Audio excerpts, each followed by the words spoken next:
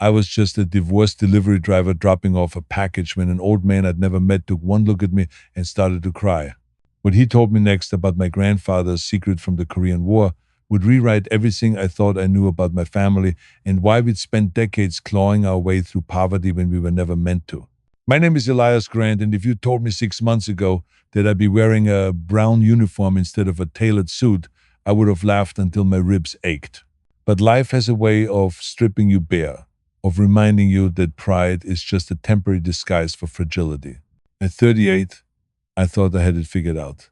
A good job as regional manager for a lumber supplier, a wife I adored, a daughter who could light up the darkest room, a house with 2 floors and too many dreams built into its walls. Then Renee, my wife of 12 years, fell in love with her CrossFit instructor. The divorce papers arrived on a Tuesday. By Friday, I was packing boxes. A month later, I was delivering them for $12 an hour, and tips that never came. It's funny how fast a man can fall when a courtroom decides he's the villain in a story he didn't write. But this isn't about my divorce. It's about October 15th, the morning I knocked on a mansion door and learned that my grandfather had carried a secret that could have changed our bloodline.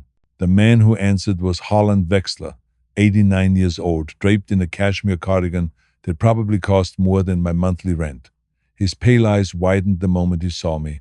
Then his body seemed to betray him, his lips trembled, his knees weakened.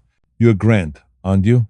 he said, his voice cracking like ice on a frozen lake.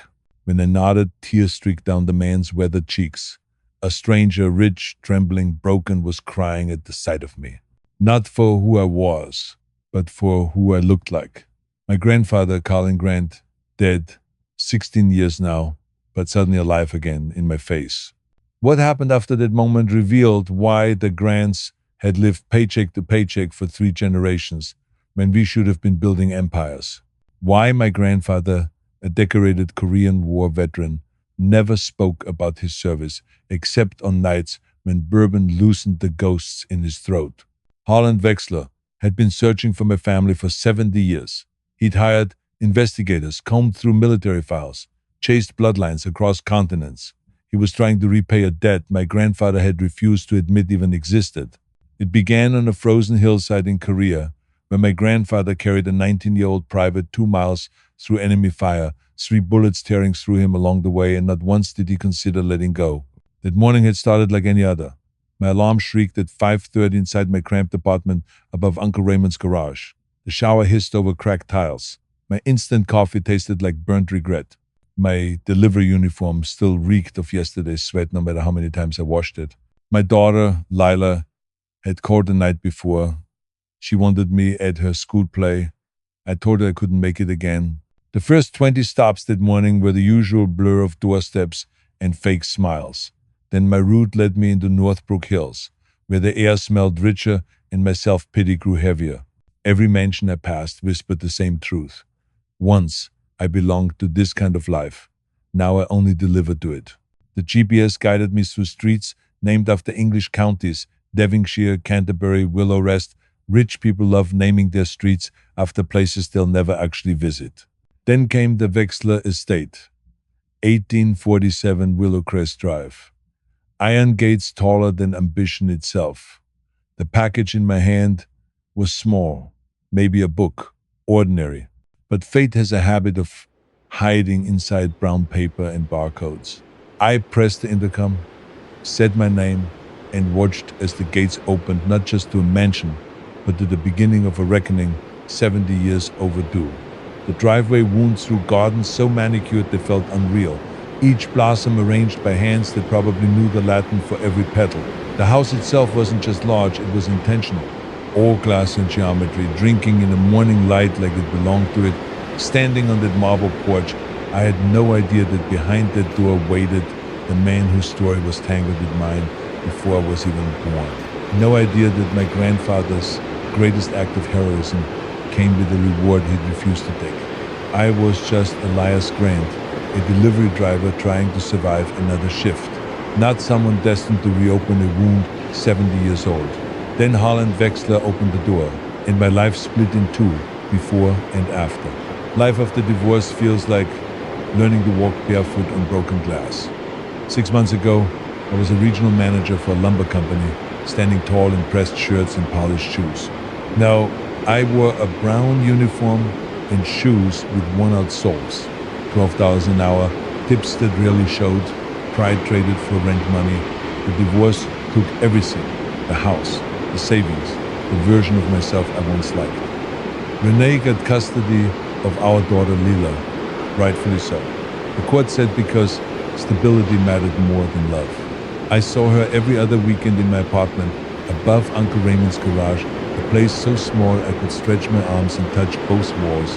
The descent from middle-class comfort to survival mode was fast like a trapdoor opening under my feet. 1 month I was approving six-figure purchase orders, the next I was scanning barcodes and pretending the smell of cardboard didn't make me dizzy. The lawyers were efficient, almost surgical. Renee got the house for Lila's well-being.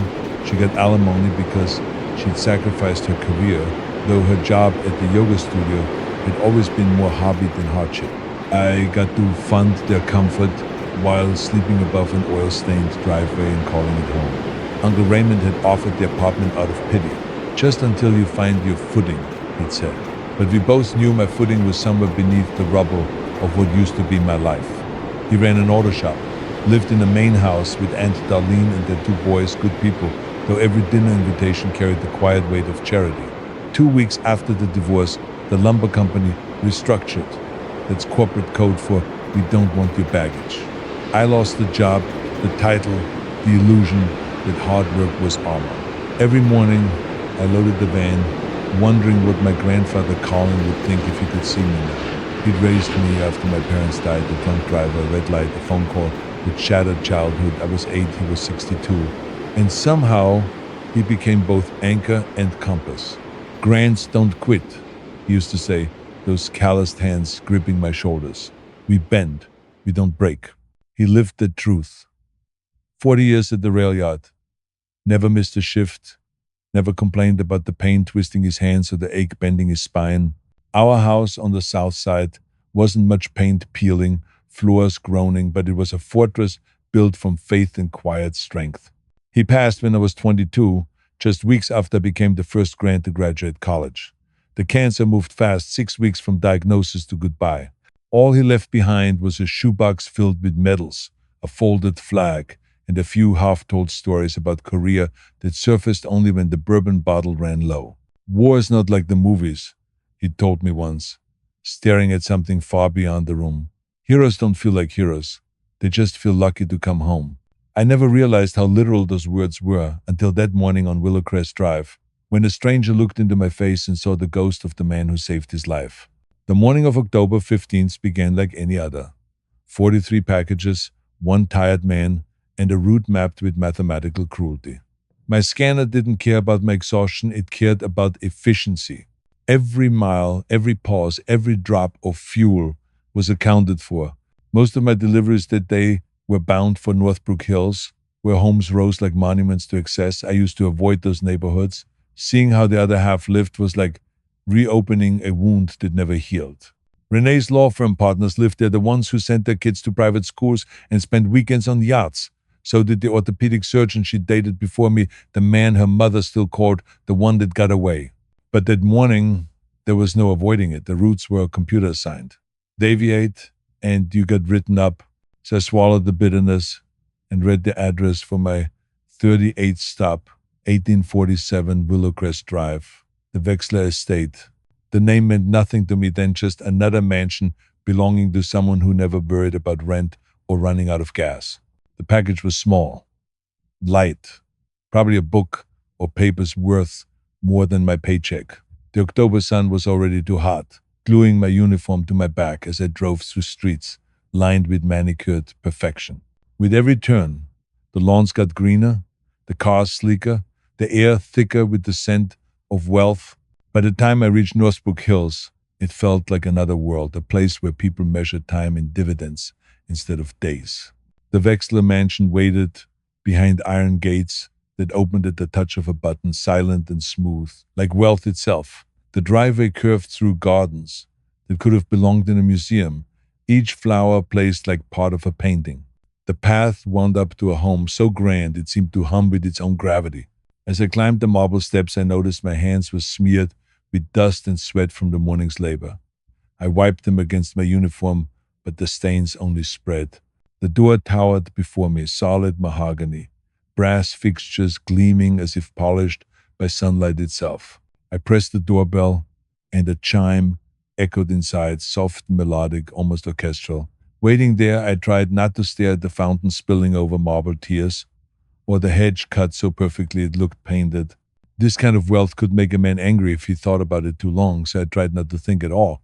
When the door opened, I expected a maid or butler. Instead, an elderly man stood there, sharp blue eyes, silver hair, cardigan that looked softer than forgiveness itself. "Good morning, sir," I said. "Delivery for Harland Wexler." His lips parted, but no words came out. His gaze fixed on my face as if I'd just stepped out of a dream he'd been having for decades. Then, like a string snapping, the color drained from his skin. "Dear God," he whispered. "You're a Grant, aren't you?" "Yes, sir," I said slowly. "Elias Grant, how do you?" But he wasn't listening. His hands began to tremble, not the slow shake of age, but something fierce and electric, like his body had been struck by memory itself. Tears cut through the lines on his face. "You look exactly like him," he said. "Exactly like Colin." My throat tightened. "You knew my grandfather?" "Knew him?" he said, his voice breaking. "Your grandfather saved my life. December 3rd, 1952, Hill Tucson 66, near the Chosin Reservoir." The package slipped from my hands, landing softly on the marble step. No one outside our family ever spoke about my grandfather's service. He'd earned a Bronze Star, but that was the extent of it. His medal sat in a shoebox at the bank, along with his old army photos, the ones I couldn't bear to sell or even look at too long.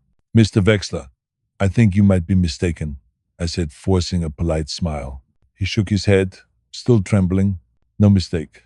You have his eyes, his jaw, even the way you stand, weight on your right leg, shoulders square, but never stiff. That's Colin's stance. He used to say it made a man look ready for whatever the world threw at him. He was right. My grandfather had taught me that when I was 12. Said it helped a man look steady, even when he wasn't. "Please," Wexler said, gripping the edge of the doorframe, "you have to come inside. I've been searching for your family for 70 years. Hired investigators, combed through records, every lead gone cold. Colin Grant disappeared after the war, like he'd been swallowed by time."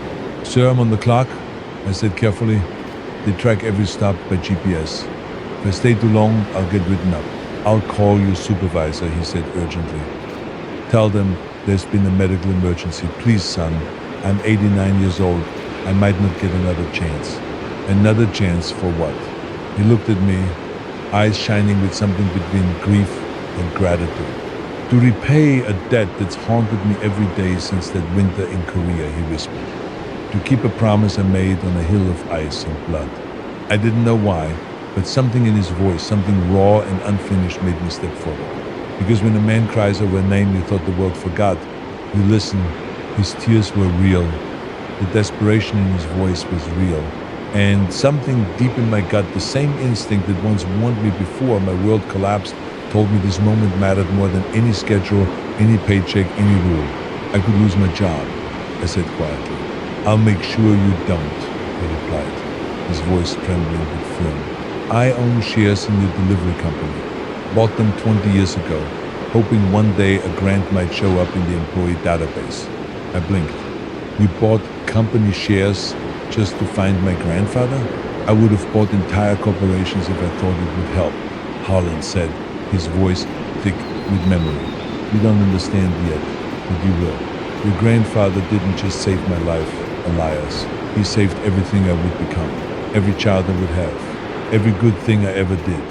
Tell me, how do you repay a man who refuses to be repaid?" My phone buzzed in my pocket, an automated reminder from dispatch. 17 more stops before noon. The algorithm didn't care about destiny showing up on a doorstep in Northbrook Hills. It didn't care that the past had finally found me. "Give me 5 minutes," I said. And against every company policy, every logical thought, I followed him inside. The house was breathtaking. Oil paintings lined the corridor hunts, portraits landscapes all trapped beneath gilt frames and the weight of money. Persian rugs muffled our footsteps. Above us, a chandelier shimmered like captured sunlight. But Harland moved through it all like it was invisible, leading me with the urgency of a man trying to beat time itself. We stopped in a wood-paneled study that smelled of leather, dust, and the kind of history only the wealthy can afford to preserve. Without a word, he crossed to a painting of a fox hunt and swung it open on hidden hinges, revealing a safe embedded in the wall. His hands shook as he turned the dial. 70 years, he whispered, missing the combination twice. 70 years I've been waiting for this moment. When the lock clicked, he exhaled like he'd been holding that breath since the war. From the safe, he withdrew a yellowed envelope sealed with red wax, darkened and brittle with age. He held it like a newborn, careful, reverent, afraid to break it. I wrote this in 1953, he said, turning to face me. Your grandfather refused to take it, said he didn't save me for money. But I made him a promise that day, and Wechslers keep their promises. What happened on that hill? I asked. He sank into a leather chair that creaked softly beneath his weight and motioned for me to take the one opposite. The air between us seemed to grow heavier, as if the ghosts he carried had joined us in the room. I was 19, he began, a spoiled rich kid who thought the war would be an adventure. Then came Hill, 266. The Chinese had us surrounded. The cold cut through our uniforms like knives. Men lost fingers, toes, their sanity faster than they lost bullets. When the attack came, it was as if the mountain itself opened fire. His eyes glazed over, staring through me into another lifetime. Our lieutenant went down in the first wave. Your grandfather, Staff Sergeant Colin Grant, was our squad leader. Calm, steady, fearless. When I was hit by shrapnel in both legs, everyone else ran. Can't blame them. It was chaos, pure, beautiful chaos. But Colin didn't run. He threw me over his shoulder like I weighed nothing and started moving. He carried you out? I asked, barely breathing. 2 miles, Holland said, his voice trembling. Through enemy lines. Through snow so deep it swallowed your boots. The Chinese were everywhere, shooting from behind. Rocks. Trees. Anything that could hide a gun. Your grandfather took 3 bullets doing it. 1 in the shoulder, 2 in the leg. I could feel his blood soaking through my uniform, mixing with mine, but he never slowed, never dropped me. Just kept talking about his wife Margaret, his boy back home, your father Douglas. Said I was going to make it, that I'd see the sun again. I swallowed hard. My grandfather had never mentioned being wounded. No scars, no Purple Heart, no trace of what this man was describing. Just quiet strength and the vague stories about cold mornings and hard choices. When we reached the medical station, Holland continued. I was half conscious. I remember grabbing his hand, telling him my family owned Wechsler Pharmaceuticals, that we'd reward him. Anything he wanted. He smiled faintly, his eyes glistening. Your grandfather just laughed, said, Kid, just stay alive. That's reward enough. The silence that followed felt sacred. In that moment, I understood why my grandfather never spoke of the war. Some debts are too heavy to collect. Some acts of grace don't fit inside a medal. Aldridge rose from his chair with the weight of a man who'd carried 7 decades of ghosts. He crossed to the mahogany desk, pulling open a drawer lined with folders so old they looked like they might sigh when touched.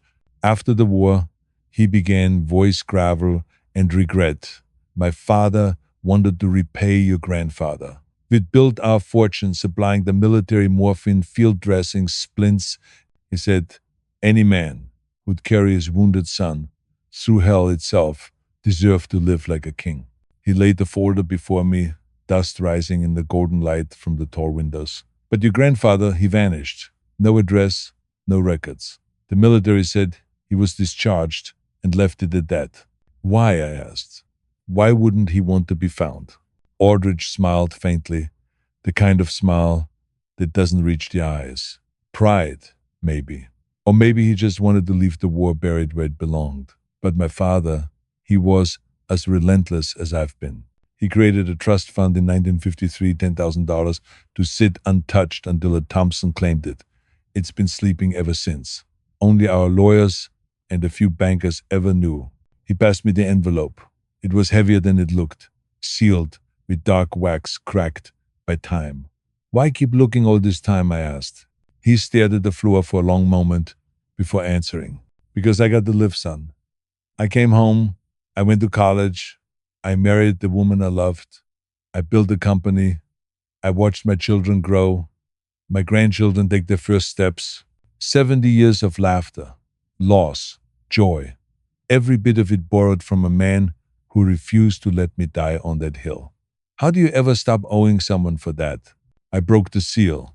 The wax fell apart in flakes like dried blood on the rug. Inside was a document, the kind that smells faintly of ink and old air, bearing the letterhead of Peterson Medical and First National Bank of Boston. Read it aloud, Aldrich said softly.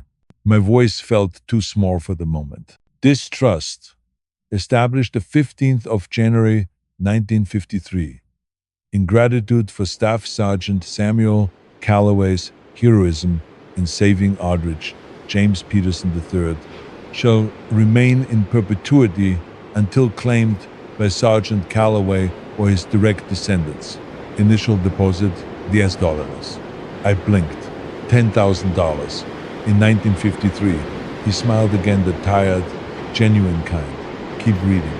With compound interest guaranteed at 8% annually. Unclaimed and accumulating. I stopped. My hands shook. The words blurred. 70 years of untouched growth. I pulled out my phone, punched in the numbers with trembling fingers. 10,000. 8%. 70 years. The number that appeared didn't make sense. 2.1 million, I whispered. 2.1 million, 400,000 and change. Aldrich corrected gently. Your grandfather never knew what he turned away from. Too proud to take what he thought was charity. But this isn't charity, son. It's a debt, a sacred one. I swallowed hard. I can't take this. You don't even know me. I could be anyone. He chuckled, a sound halfway between relief and reverence. Look behind you. I turned to the gilded mirror on the wall. My reflection wavered in the afternoon light, but for a heartbeat it wasn't mine. It was his, my grandfather's. The same weathered jaw, the same eyes that saw too much and said too little. The same scar just above the left brow. Believe me, Aldrich said. I had my lawyer's check. Birth records, death certificates, military files. Samuel Calloway's blood runs in your veins. There's no mistake. This can't be real, I muttered. Oh, it's real, he said, sliding one more yellow document across the desk. And there's more. My father also took out a life insurance policy, one naming your grandfather as the sole beneficiary. He leaned closer. He never collected it. But now it belongs to you. My father died in 1987, Aldrich said quietly, and we still hadn't found your grandfather. Insurance money rolled into another trust. That one's been growing for 38 years now. I hesitated, my pulse thudding in my ears. How much? About 800,000. So altogether, he looked me dead in the eye. You're looking at roughly 3 million. The room tilted. My knees gave out, and I collapsed back into that leather chair that suddenly felt too soft for a moment like this. $3 million. I made 30,000 a year delivering boxes to porches. That was 100 lifetimes of scanning barcodes. That was Juniper's future paid for. That was a home. That was breathing room. That was freedom. Why? I asked, my voice barely a whisper. Why keep looking? You could have let it go decades ago. Aldrich turned to his desk, opened a drawer, and pulled out a photograph so worn its corners curled inward. He handed it to me like an artifact. This is my family, he said, his eyes softening. My wife, Margaret, she passed 5 years ago. My son, David, my daughters, Claire and Ruth, 7 grandchildren, 2 great-grandkids with another on the way. The photo trembled in my hands. They were all there, gathered around the Christmas tree, faces alight with laughter. A family built on a life that almost never happened. None of them would exist, Aldrich said, if your grandfather had left me bleeding on that hill. Every smile in that photo, every birthday candle, every graduation, every heartbeat I owed to him, the money sitting in those trusts. He waved it away. That's dust compared to what he gave me. But it's all I can offer. I swallowed hard. He never said anything, never mentioned you, never mentioned the money. He nodded, slowly. Because he was a hero, the real kind, the kind who doesn't tell stories about what he's done. He just carries the weight quietly and keeps walking. 3 hours later, I sat in my delivery van parked outside the Peterson estate, staring at a stack of documents stamped, signed, and verified nearly $3 million. Aldrich had called his lawyers right there in that study. They'd arrived within an hour, their briefcases heavy with paperwork. Every signature felt like breaking a spell. When it was done, Aldrich walked me to the door. His grip on my shoulder was firm, his gaze steady. Your grandfather gave me 70 more years of life, he said. I built an empire, raised 3 children, watched 7 grandchildren grow up. None of that would exist without Samuel Calloway. This isn't a gift, Nathan. It's a debt finally paid. Why didn't he ever tell us about you? About any of this? Aldrich smiled faintly. Because that was Sam. He never thought of himself as a hero. To him, he was just doing what had to be done. He paused. I tracked him down once. In 1953, found him working in a steel plant in Ohio. Tried to hand him the money, explain what it meant. Aldrich's voice broke. He looked me dead in the eye and said, "Kid, you living your life is payment enough. Go home to your family and forget about Korea." Then he walked away from $10,000 like it was a tip. That night, I called Uncle Rowan and told him everything. At first, he laughed, thought I was losing it. Then, when I sent photos of the documents, silence swallowed the line. "Dad never said a word," Rowan whispered at last. I could hear him crying. "We grew up with nothing, Nate. Mom worked herself raw after Dad hurt his back at the rail yard. We ate beans 4 nights a week. He could have taken that money anytime." His voice cracked. "But he was teaching us something, that you don't do the right thing for a reward. You do it because it's right. Still, damn it, I wish he'd been a little less proud." Mom died still worrying about rent. 2 weeks later, I stood in my new office, Callaway Timber and Supply. The business I built with part of the trust money. The rest went into college funds for Juniper and Rowan's kids. I hired 5 veterans in my first month. Men and women who knew what it meant to fight for a second chance. On my desk, I placed grandfather's brown star in a black frame. For the first time, I understood why he never claimed the reward. When Melody called after hearing about my windfall, her tone was syrupy with nostalgia. "Maybe we should talk about us." I told her the only thing worth talking about was Juniper's college fund, now paid through graduate school if she wanted it. The silence that followed was cleaner than any argument we'd ever had. But the money wasn't the miracle. The miracle was what it revealed. Every morning when I opened the shop, I thought about a young soldier carrying a wounded boy through a frozen hell, refusing to let go even as bullets tore through him. That blood ran in my veins, that courage was my inheritance. 6 months later, I got a call from Aldrich's son, David. His voice was calm, gentle. "Dad passed in his sleep last night," he said. "He asked me to tell you something before he went." David's voice broke slightly as he read his father's final words. "Tell Nathan, I finally kept my promise to Samuel. Tell him the debt is paid." At Aldrich Calloway's funeral, hundreds gathered, senators, CEOs, veterans, old friends. They came to honor a man who built an empire, who donated millions to wounded soldiers, who spent 70 years trying to repay a debt no one asked him to carry. But I knew the truth. The debt was never his to pay. My grandfather hadn't saved him for glory or gold. He'd done it because that's what decent men do when the world is falling apart. He gave freely, quietly, and vanished without asking for a thank you. The delivery route still snakes through the old Callaway estate. Sometimes I see a driver in the same brown uniform I once wore, climbing those marble steps with a box in hand. And I remember the morning everything changed, the day a simple delivery cracked open 70 years of silence. Not because of the money, because it revealed who my grandfather truly was. And in the process, who I could still become. Callaways don't quit. That's what he used to say. We might carry boxes for a while, but we're carrying more than packages. We're carrying legacies, bloodlines of sacrifice and grace, stories buried in history that still beat inside us. My grandfather carried a wounded man through the fires of war. that man carried gratitude through the years. Now I carry both of them, the courage of one, the faithfulness of the other, and the reminder that some debts are paid not in money, but in the way we choose to live. Because some gifts are too sacred to measure in dollars. And sometimes money is just the last way left to say thank you. If this story touched you, hit that like button and share it with someone who needs a reminder of what humanity still looks like. Leave a comment about a moment when someone's kindness changed your life. And don't forget to subscribe for more true stories that prove one simple truth. Heroes never really disappear, they just live on in the lives they've saved.